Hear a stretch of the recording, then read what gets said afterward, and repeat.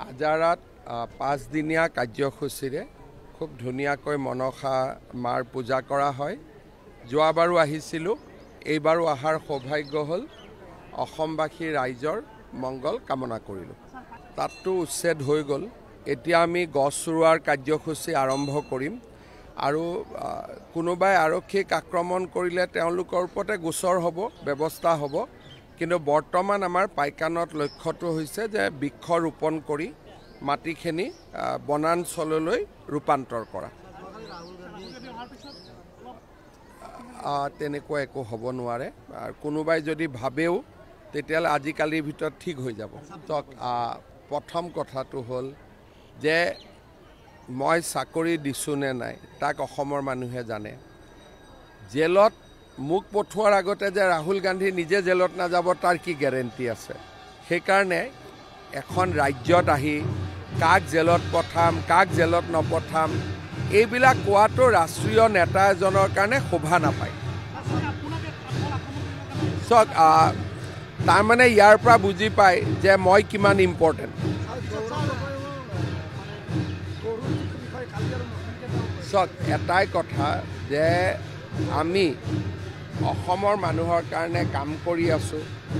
ৰাইজে জানে যে আমি কিমান কাম কৰিছোঁ।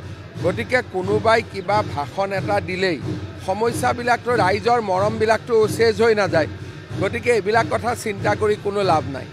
আজাৰাত 5 দিনীয়া কাৰ্যসূচীৰে খুব ধুনীয়াকৈ মনসা মাৰ পূজা কৰা হয়। যোৱাবাৰো আহিছিলোঁ, এইবাৰো অহাৰ সৌভাগ্য হ'ল। অসমবাসী ৰাইজৰ মংগল কামনা কৰিলোঁ। তাততো উচ্ছেদ হৈ গ'ল। এতিয়া আমি গছ ৰোৱাৰ কাৰ্যসূচী আৰম্ভ কৰিম আৰু কোনোবাই আৰক্ষীক আক্ৰমণ কৰিলে তেওঁলোকৰ ওপৰতে গোচৰ হ'ব, ব্যৱস্থা হ'ব। কিন্তু বৰ্তমান আমাৰ পাইকানত লক্ষ্যটো হৈছে যে বৃক্ষ ৰোপণ কৰি মাটিখিনি বনাঞ্চললৈ ৰূপান্তৰ কৰা। তেনেকুৱা একো হ'ব নোৱাৰে। আৰু কোনোবাই যদি ভাবেও তেতিয়াহ'লে আজিকালিৰ ভিতৰত ঠিক হৈ যাব। প্ৰথম কথাটো হ'ল যে মই চাকৰি দিছোঁ নে নাই তাক অসমৰ মানুহে জানে। জেলত মোক পঠোৱাৰ আগতে যে ৰাহুল গান্ধী নিজে জেলত নাযাব তাৰ কি গেৰেণ্টি আছে?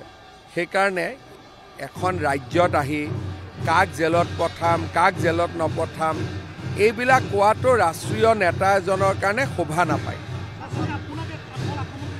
চাওক, তাৰমানে ইয়াৰ পৰা বুজি পায় যে মই কিমান ইম্পৰ্টেণ্ট।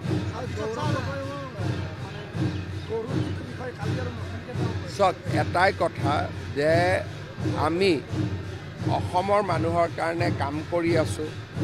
ৰাইজে জানে যে আমি কিমান কাম কৰিছোঁ। গতিকে কোনোবাই কিবা ভাষণ এটা দিলেই সমস্যাবিলাকতো ৰাইজৰ মৰমবিলাকতো চেজ হৈ নাযায়। গতিকে এইবিলাক কথা চিন্তা কৰি কোনো